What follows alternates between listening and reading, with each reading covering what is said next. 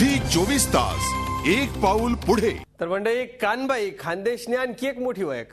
खानदेशमा कानबाईना उत्सव भलता मोठा प्रमाणमा मनावतस. श्रावण महिनामा नागपंचमी होईनी की कानबाईनी स्थापना करतस. तर मग देखूत कानबाई मायना उत्सवनी हाय कथा.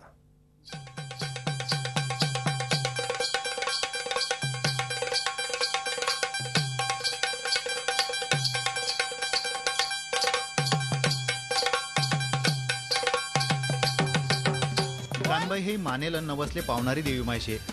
हिनी कोटे जत्रा भी भरत नाही ना कोटे मंदिर भी नाही. खानदेशना लोक खानदानी परंपरानुसार इले घरमाच बसाडतस. पहिलाच दिन कानबाईले वाजी गाजी सण घर लयतस. तसं देखाल गे तर कानबाईना सण 2 दिननाच राहस. मात्र या 2 दिनना सणनी तयारी कितलाक दिन पैचालस. या सणमा रोटले गैर महत्व रास. रोट म्हणजे गहू.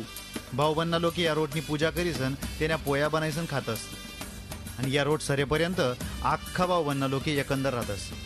पहिला ज्या लग्न होत त्या कानबाईना मांडोमात होत.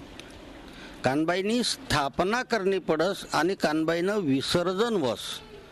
तर कानबाई आई एक शूर देवता आहे, जिसने असुरसना वध करेल छे आणि आठे चमत्कार घडायल छे.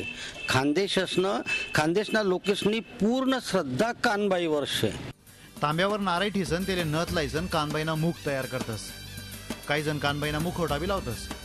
एकदानी कानबाईले सजाडी की मग सुरू होतस कानबाईना गाणं.